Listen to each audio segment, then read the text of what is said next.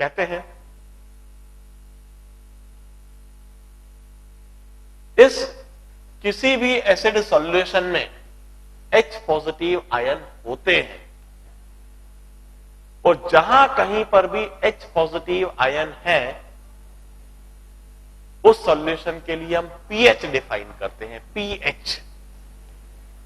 Once again, why we are defining this and why the definition in this manner, just hold it on, just hold on. ये चीज मैं समझाऊंगा। pH of any solution containing H positive ion in it is defined as minus log of H positive ion। किसी भी solution में यदि H positive ion होते हैं तो उस सॉल्यूशन के लिए हम pH टर्म इंट्रोड्यूस करते हैं, pH टर्म डिफाइन करते हैं, and that pH is defined as minus log of H positive ion concentration, or that pH is defined as log of reciprocal of H positive ion concentration।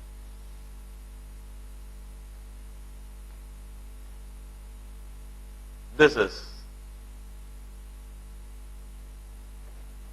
the definition of pH value। अब इधर से मैं यह भी लिख सकता हूं log of H positive ion concentration is minus of pH, or H positive ion concentration is 10 to the power minus of the pH value। H positive ion concentration in the solution is 10 to the power minus of pH value। अब हम कहते हैं this definitions are generalized। किसी भी acid के लिए Ka definition, किसी भी एसिड के लिए pKa वैल्यू, किसी भी एसिडिक सॉल्यूशन के लिए pH वैल्यू, किसी भी एसिडिक सॉल्यूशन के लिए H positive ion concentration, Ka definition in this manner. और कोई सी भी मोनोबेसिक एसिड है और यदि उसको प्योर वाटर में डाल रखा है तो यह ओस्टवाल्ड डिसोसिएशन लॉ। नाउ अब एक स्पेशल केस, एक special condition for very weak acid. If acid is very weak, for very weak acid, हम कहते हैं एसिड को वेरी वीक तब कहा जाता है यदि उसका degree of dissociation, if it becomes less than equal to 2%। यदि कोई एसिड 2% से भी कम हो रही है, कम डिसोसिएट हो रही है, alpha is degree of dissociation, हम 100 मोल्स लेते हैं और उन 100 मोल में से 2 मोल से भी कम डिसोसिएट हो रहा है, और if alpha is less than equal to 0.02, किसी भी एसिड का डिग्री ऑफ डिसोसिएशन 0.02 से भी कम है, ऐसी कंडीशन में उसको हम वेरी वीक एसिड कहते हैं। For such very weak acid, जब अल्फा की वैल्यू नेग्लिजिबल, अब देखिए इस ओस्टवाल्ड डिसोसिएशन लॉ को बड़े ध्यान से देखिए। इसमें Ka equal to alpha square C by 1 minus alpha. Numerator में अल्फा प्रोडक्ट में है और प्रोडक्ट में, न्यूमरेटर में ये जो अल्फा प्रोडक्ट में है, इसके साथ किसी तरह का एजम्पशन, किसी तरह का अप्रोक्सीमेशन नहीं लगाया जा सकता। मगर डिनोमिनेटर में ये जो 1 माइनस अल्फा लिखा हुआ है, for this very weak acid this alpha is a negligible quantity as compared to 1. Subtracting a negligible quantity from 1 doesn't make any difference in 1. मतलब 1 minus 0.01, 1 minus 0.02। हम कहते हैं इस अल्फा को इग्नोर करा जा सकता है। This alpha is very very small as compared to 1. And when this alpha is very very small as compared to 1, 1 minus alpha can be approximated as nearly equal to 1. 1 minus alpha को हम nearly equal to 1 कह सकते हैं, और 1 minus alpha को यदि हमने nearly equal to 1 कह दिया, in that case this Ka would be nearly equal to alpha square c। In that case their alpha would be nearly equal to under root of Ka by C.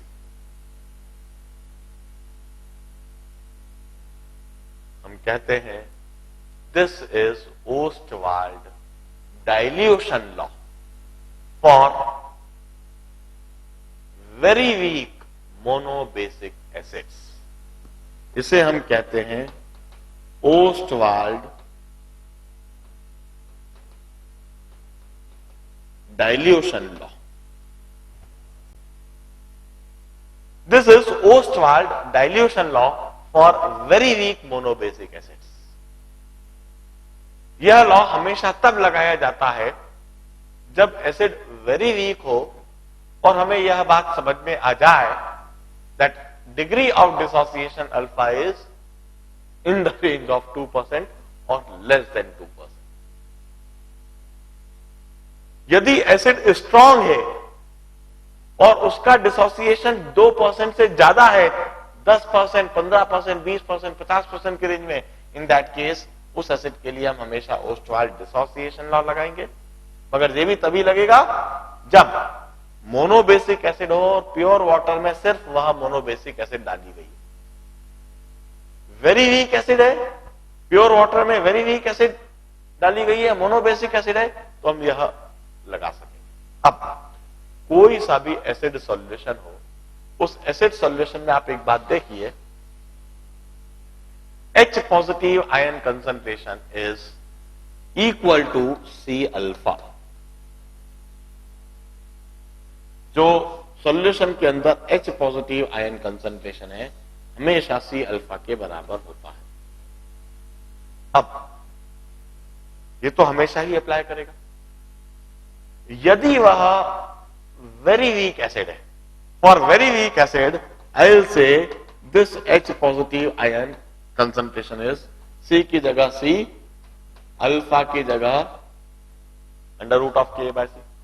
So H positive ion concentration for very weak acid may be written as under root of Ka into C. Once again, this is a part of Ostwald dilution law. This would be written only for very weak acid, while this could be written for any monobasic acid. किसी भी monobasic acid के लिए H positive is always equal to C alpha. Why? If it is very weak, then this alpha may be approximated as under root of Ka by C or under root of Ka into C. Up. I wish to write the pH value. मैं इस pH definition को और इस pKa definition को इधर apply करूंगा. मैं क्या करता हूं, इस जगह पर नेगेटिव लॉग लेता हूं लेफ्ट हैंड साइड भी और नेगेटिव लॉग लेता हूं राइट हैंड साइड भी. अब लॉग की प्रॉपर्टी के हिसाब से log of under root of K into C could be written as minus half of log of Ka into C. ये Ka C to the power half है और वो पावर लॉग के आगे आ गया. मैं इस इक्वेशन को रीराइट कर देता हूं minus log of H positive ion half, minus sign को अंदर ले जाऊंगा. पहले log of A into B is log A plus log B. तो log of Ka into C हो जाएगा log of Ka plus log of C और minus sign को अंदर ला रहा हूं. तो half of minus log of Ka minus log of C.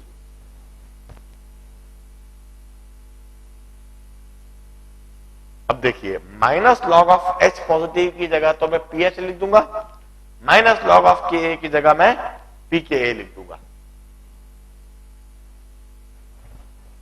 And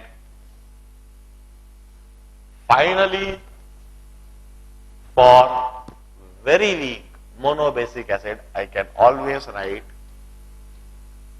pH is equal to half of pKa minus log C. This equation would be written for very weak monobasic acids in pure water. And this is a part of Ostwald dilution law.